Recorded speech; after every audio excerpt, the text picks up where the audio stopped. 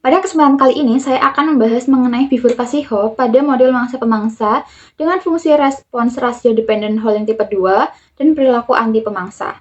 Nah, diberikanlah sistem dinamik seperti ini dengan X dotnya menyatakan perubahan kepadatan populasi mangsa dan Y dotnya menyatakan perubahan kepadatan populasi pemangsa.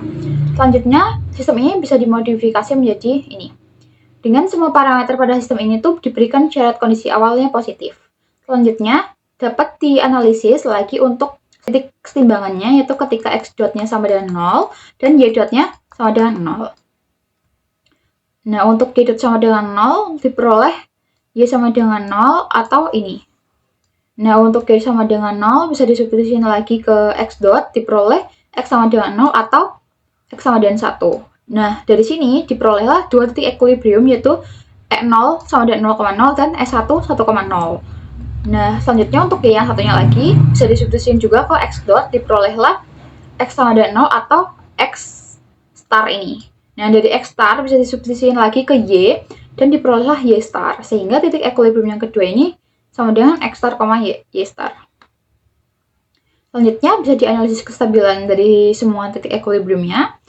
Untuk yang E0 ini diasumsikan saat ketidakadaan populasi massa pemangsa. Untuk mencari nilai eigennya itu bisa pakai cara untuk mencari nilai eigen dari sistem dinamik dua variabel, yaitu dengan matriks Jacobian. Nah, diperolehlah lambda 1 sama dengan 1 atau lambda 2 sama dengan minus D. Karena D-nya positif, berarti lambda 2-nya negatif. Sehingga untuk titik equilibrium ini tuh kestabilannya itu berupa saddle. Untuk titik equilibrium yang kedua, 1,0, analog caranya dan diperoleh lambda 1 sama dengan min 1 dan lambda 2-nya min D min E plus P. Nah, ini bergantung pada parameter. Jika P kurang dari D plus E, berarti lambda 2-nya negatif. Jika P lebih dari D plus E, berarti lambda 2-nya positif. Nah, jika lambda 2-nya itu negatif, berarti dia bersifat stabil asimptotik. Nah, kalau lambda 2-nya positif, dia saddle. Sistemnya saddle. Selanjutnya, untuk titik equilibrium yang ketiga, yaitu E2 sama dengan X star, Y star, pada sumber materi diasumsikan nilai D-nya itu 0,108 dan 0,132. Nah, ternyata saat nilai parameter D-nya itu 0,108, itu sistem tidak stabil. Dan 0,132 sistemnya stabil.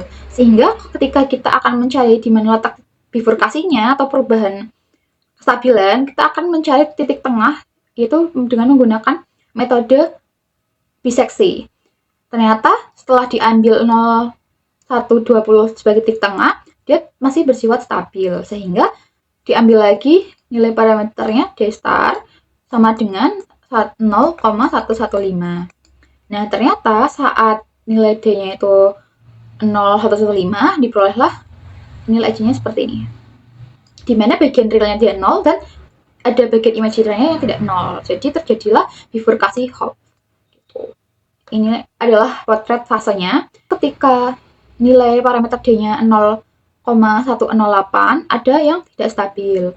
Ketika nilai parameter D-nya itu 0,115, terjadi perubahan arah menjadi stabil. Sehingga di D0,132 sistemnya stabil.